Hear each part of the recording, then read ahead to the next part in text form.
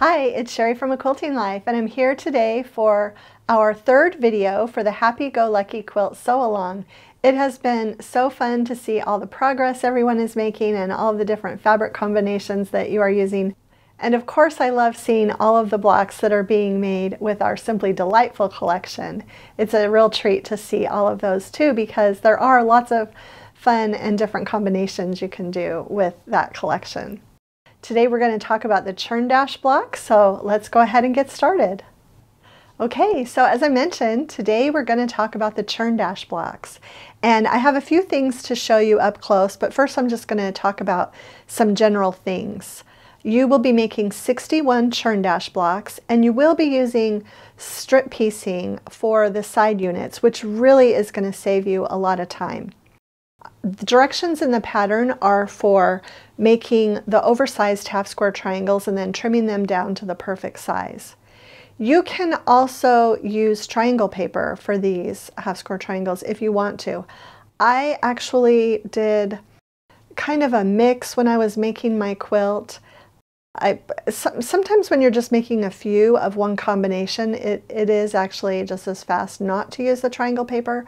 When the triangle paper really comes into play is when you are using, making at least 8 that are the same.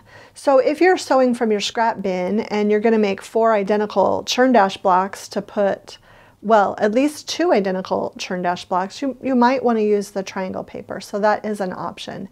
And there is enough leftover fabric if you use the full amount required in the pattern to use that triangle paper.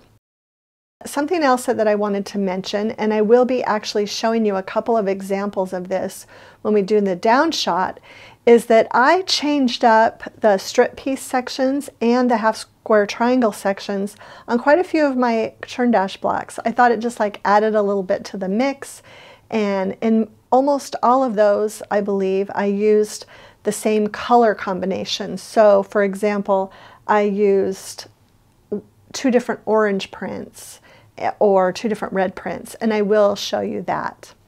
Okay, so now let's go and look at the quilt up close, and I'll show you a couple of those things that I was talking about. Okay, first I just want to show you a little example, a couple of examples of what I was talking about before. This red block shows that I used half square triangles with 1 print and then the strip pieced squares from another print. And it's not very noticeable, but for some reason it was just kind of fun for me when I was sewing to just do a little bit of mixing and matching. I'm actually going to fold the quilt up and show you this, another example. And you can see it right here with this orange block. And again, I just did, there's a little bit more of a contrast. This one's actually easier to see than with the red block. But I used 2 different orange prints to make my block. And I just think that doing this gives it just a little bit different look and is kind of fun when you're doing a scrap quilt. A couple other things I want to mention. I love Churn Dash blocks. I do have, if you love Churn Dash blocks too, and they are wonderful for scrap projects, I do have a full-on Churn Dash quilt pattern called Lattice that actually has 2 different sizes of Churn Dash blocks in it. And then I love it so much I did a mini, and I'm just going to show you. This is my Lattice mini, and this is from a collection that we had a few years ago called The Front Porch. And you can really tell what a difference it makes. Our older collections had these more ivory backgrounds, and Simply Delightful has a white background. So you can kind of see a little bit of the evolution there. But if you love Churn Dash blocks, these are very tiny, and this is just a really, really fun option. You could even use some of your leftover fabrics from Simply Delightful to work on this quilt. And then one other thing I wanted to mention is that I have been getting a lot of questions about a full flat shot of my Happy-Go-Lucky quilt. When I design quilt patterns, I design them digitally first on the computer, and so the image that you see on your pattern cover is from my digital design just sitting at the computer without having the fabrics in my hand and without having sewn anything. When I put the quilt together, sometimes I follow my digital images exactly, but in a scrappy quilt like this, I honestly just played and had fun mixing and matching the colors and just came up, you know, with all of these combinations while I was sewing. So a lot of you have asked for a full photograph of this quilt, and it is available now.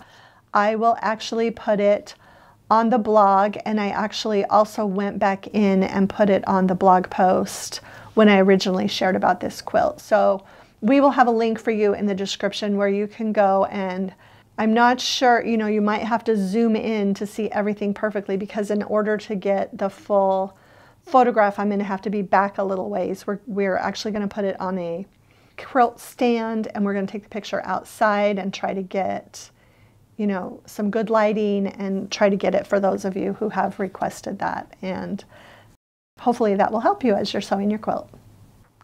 Okay, and now just a few thoughts about putting it together. This is an on-point quilt, and that scares a lot of people, but it really shouldn't scare you.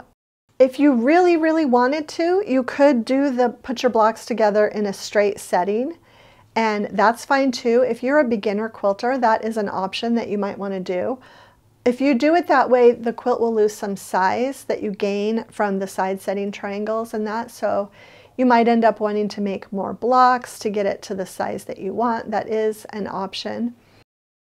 Another option for finishing is that you could make fewer blocks and still set it on point to get a little bit smaller of a quilt. And I will actually put some different size options in my blog post for this. So it will be all based on exactly the same size blocks and borders and setting triangles, but it will be a few just size options if you make fewer blocks with the setting included in the pattern. I'm not going to do all of the different options if you do a straight set, but that is something that you could easily do on your own. But I will give a few size options for a couple of smaller diagonal set quilts.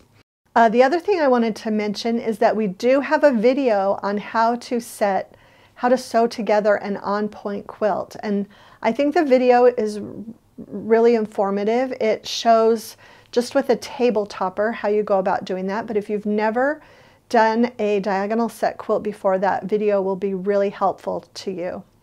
And I think that we have covered just about everything.